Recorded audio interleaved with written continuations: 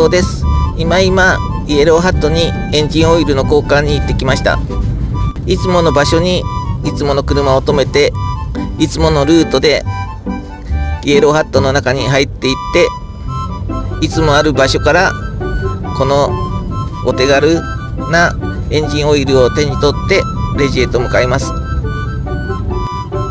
自分の車はもうエンジンそのものがあんまり良くないんで、なんとかエンジンオイルを定期的に変えて長持ちさせようっていう戦略なん